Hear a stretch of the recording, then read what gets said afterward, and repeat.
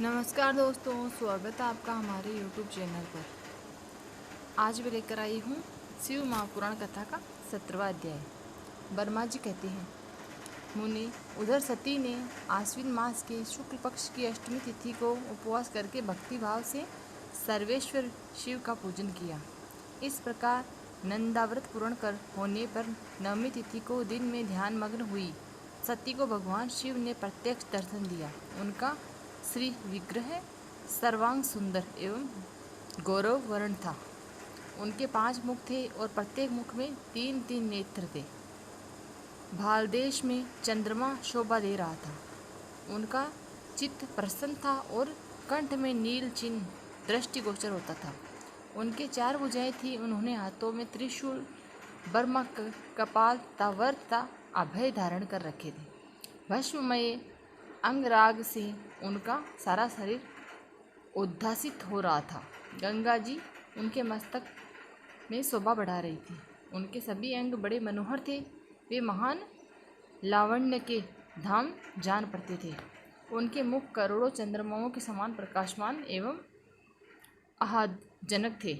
उनकी अंग कांति करोड़ों कामदेवों को तिरस्कृत कर रही थी तथा उनकी आकृतियां स्त्रियों के लिए सर्वथा ही प्रिय थी।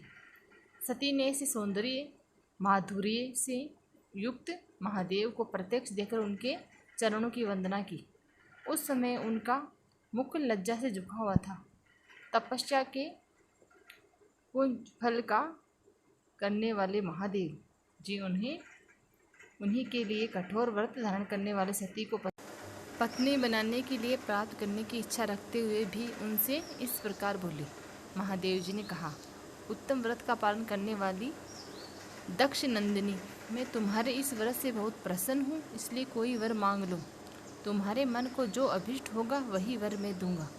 ब्रह्मा जी कहते हैं, मुने, जगदीश्वर महादेव जी यद्यपि सती के मनोभाव को जानते थे तो भी उनकी बात सुनने के लिए बोले, कोई वर मांगो। परंतु सती लज्जा के अधीन हो गई, इसलिए उनसे हृदय में जो बात थी उसे स्पष्ट रूप से न कह सकी। उनका जो अभिष्ट मनोरथ था वह लज्जा से आच्छादित हो गया।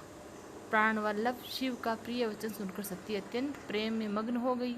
इस बात को जानकर भक्त वत्सल भगवान शंकर बड़े प्रसन्न हुए और शीघ्रतापूर्वक बारंबार कहने लगे, वर मांगो, वर मांगो। सत्पुरुषों के आश्रय भूत अंतर्यामी शंभु सती के भक्ति के वशीभूत हो गए। तब सती ने अपनी लज्जा को रोककर महादेव जी से कहा, वर देने वाले प्रभु, मुझे ऐसी इच्छा के अनुसार ऐसा वर दीजिए जो टल न सके। भक्त वत्सल भगवान शंकर ने देखा सती अपनी बात पूरी नहीं कह पा रही है। तब वे स्वयं ही उनसे बोले, देवी, तुम मेरी भार्या हो जाओ। अपने अभीष्ट फल को प्रकट करने वाले उनके इस वचन को सुनकर आनंदमग्न हुई। सभी चुपचाप खड़ी रह गई, क्योंकि वे मनोवांछित फल वर पा चुकी थी। फिर दक्ष कन्या प्रसन्न हो दोनों हाथ जोड़कर मस्तक झुका भक्तवत्सल शिव से बारंबार कहने लगी। सती बोली, देवादिदेव महादेव प्रभो जगतपते, आप मेरे पिता को कहकर वैवाहिक विधि से मेरा परिग्रहण करें। ब्रह्मा जी कहते हैं, नारद सती के यह बात सुनकर भक्तवत्सल महेश्वर ने प्रेम से उनकी ओर देखा और कहा, प्रिय, ऐसा ही होगा।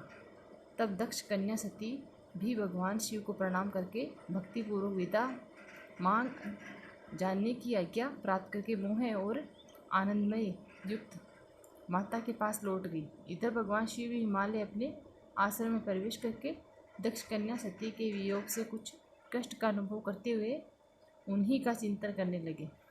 देव ऋषि फिर मन को एकाग्र करके लौकिक गति का आश्रय ले भगवान शंकर ने मन ही मन मेरा स्मरण किया। त्रिशूलधारी महेश्वर के स्मरण करने पर उनकी सिद्धि से प्रेरित हो मैं तुरंत ही उनके सामने जा खड़ा हुआ। तात हिमालय के शिखर पर जहाँ सती के वियोग का अनुभव करने वाले महादेव जी विद्यमान थे, वहीं मैं सरस्वती के साथ उपस्थित हो गया। देव ऋषि सरस्वती सहित मुझे आया देख सती के प्रेमा पास में बंधे हुए शिव उत्सुकतापूर्वक बोले। शंभु ने कहा, बर्मन, मैं जब से विवाह कार्य में सर्वार्थ बुद्धि पर कर बैठा हूँ, तब से अब मुझे इस स्वार्थ में ही स्वतः सा प्रतीत होता है। दक्ष कन्या सती ने बड़ी भक्ति से मेरी आराधना की है। उसके नंदाव्रत के प्रभाव से मैंने उसे अभीष्ट वर देने की घोषणा की। बरमन तब उसने मुझसे यह वर मांगा कि आप मेरे पति को हो जाइए। यह सुनकर सर्वथा संतुष्ट हो मैंने भी कह दिया कि तुम मेरी पत्नी हो।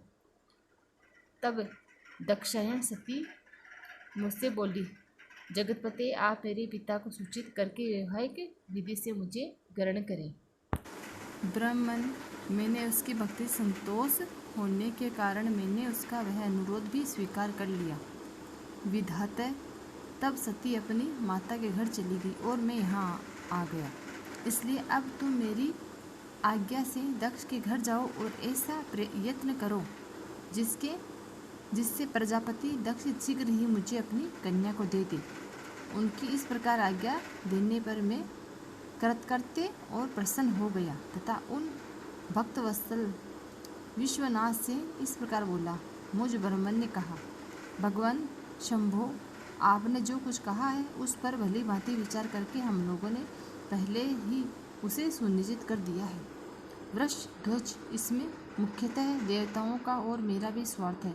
दक्ष स्वयं ही आपको अपनी पुत्री प्रदान करेंगे, किंतु आपकी आज्ञा से मैं भी उनके सामने आपका संदेश कह दूंगा। सर्वस्व महाप्रभु महादेव जी से ऐसा कहकर मैं अत्यंत विवेकशाली रथ के द्वार दक्ष के घर जा पहुंचा। नारद जी ने पूछा, वक्ताओं में श्रेष्ठ महाभाग विधाता, बताइए, जब सती घर पर लौटकर आई तब दक्ष ने उनके लिए क्या किया? ब्रह्मा जी ने कहा, तपस्या करके मनोवांछित वर पाकर सती जब घर लौटी तब वहाँ उन्होंने माता पिता को प्रणाम किया। सती ने अपनी सखी के द्वारा माता पिता को तपस्या संबंधी सब समाचार बताया। सखी ने यह भी सूचित किया कि सती को महेश्वर से वर की प्राप्ति हुई है। वे सती के भक्ति से बहुत संतुष्ट हुए हैं। सखी के मुँह से सारा वृत्तांत सुनकर माता पिता को बड़ा आनंद प्राप्त हुआ और उन्होंने महान उत्सव किया। उद्धारचेता दक्ष और महान मनस्विनी वीरिणी ने ब्राह्मणों को उनकी इच्छा के अनुसार द्रव्य दिया तथा अन्य अंधों और दीनों को भी धन बांटा। प्रसन्नता बढ़ाने वाली अपनी पुत्री को हृदय से लगाकर माता वीरिणी ने उसका मस्तक चूमा और आनंदमग्न होकर उसकी बारंबार प्रशंसा की। तदंतर कुछ काल व्यतीत होने पर ब्रह्मयोग्य श्रेष्ठ दक्ष इस चिंता में पड़ गए कि मैं अपनी इस पुत्री का विवाह भगवान शिव के साथ किस प्रकार करूँगा। महादेव जी प्रसन्न होकर आए थे, पर वे तो चले गए। अब मेरी पुत्री के लिए फिर कैसे आएंगे? यदि किसी को शीघ्र ही भगवान शिव के निकट भेजा जाए तो यह उचित नहीं होगा, क्योंकि यदि वे इस तरह अनुरोध करने पर भी मेरी पुत्री को ग्रहण न करें तो मेरी याचना निष्फल हो जाएगी। इस प्रकार की चिंता में पड़े हुए प्रजापति दक्ष के सामने मैं सरस्वती के साथ सहसा उपस्थित हुआ। मुझ पिता को आया देख दक्ष प्रणाम करके विनती भाव से खड़े हो गए। उन्होंने मुझ स्वयं भूको यथा योग्य आसन दिया। तदंतर दक्ष ने जब मेरी आने का कारण पूछा तब मैंने सब बातें बताकर उनसे कहा, प्रजापति भगवान शंकर ने तुम्हारी पुत्री को प्राप्त करने के लिए निश्चय ही मुझे तुम्हारे पास भेजा है। इस विषय में जो श्रेष्ठ कृत्य हो उसका निश्चय करो। जैसे सती ने नाना प्रकार के भावों से तथा सात्विक व्रत के द्वारा भगवान शिव की आराधना की है, उसी प्रकार वे भी सती की आराधना करते हैं। इसलिए दक्ष भगवान शिव के लिए ही संकल्पित एवं प्रकट हुई अपनी इस पुत्री को तुम अविलंब उनकी सेवा में सौंप दो, इससे तुम कृतकृत्य हो जाओगे। मैं नारद के साथ जाकर उन्हें तुम्हारे घर ले आऊँगा, फिर तुम उन्हीं के लिए उत्पन्न हुई अपनी पुत्री को उनके हाथ में दे दो। ब्रह्मा जी कहते हैं, नारद, मेरी यह बात सुनकर मेरे पुत्र दक्ष को बड़ा हर्ष हुआ। अत्यंत प्रसन्न हो बोले, पिताजी ऐसा ही होगा। मुनि, तब मैंने अत्यंत हर्षित हो वहाँ से उस स्थान को लौटा जहाँ लोग कल्याण में तत्पर रहने वाले भगवान शिव बड़ी उत्सुकता से मेरी प्रतीक्षा कर रहे थे। नारद, मेरे लौट आने पर स्त्री और पुत्री सहित प्रजापति दक्ष भी पूर्ण काम हो गए। वे इतने संतुष्ट हुए मानो अमृत पीकर अघा हो गए हों। 17वां अध्याय यही समाप्त होता है। जय भोलेनाथ। मिलते हैं अगले अध्याय के साथ। धन्यवाद।